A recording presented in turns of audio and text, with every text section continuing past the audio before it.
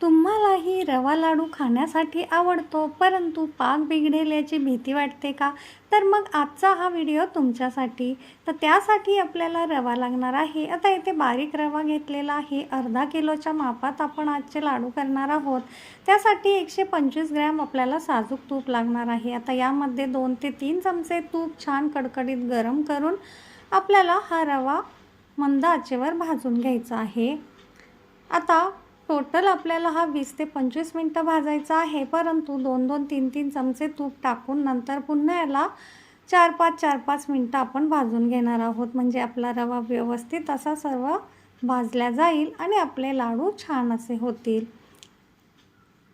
आता सर्व तूप आपल्याला यामध्ये टाकायचं नाही आहे. 3 ते 4 चमचे तूप आपण साईडला काढून ठेवणार आहोत. बाकी सर्व तूप टाकून आपण ह्याला भाजून घेतलेलं आहे. आता यामध्ये अर्धा किलो रव्यासाठी आपण पाव किलो पिठी साखर टाकून घेतलेली आहे. आता ही नॉर्मल साखर आपण मिक्सरमध्ये फिरवून याची पिठी साखर करून घेतलेली आहे. सर्व व्यवस्थित मिक्स करून घ्यायचे आहे. आता यावरती आपण 10 मिनटासाठी झाकण ठेवून दिलं होतं. 10 मिनटानंतर आता हे मिश्रण व्यवस्थित असं थंड झालेलं आहे. थोडं थोडं करून मिक्सरच्या भांड्यामध्ये काढून घ्यायचं आहे.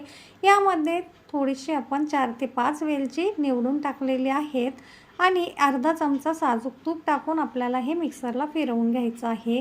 मिक्सरला फिरवल्यामुळे आपले लाडू छान असे पेढ्यासारखे मऊसूत होतात.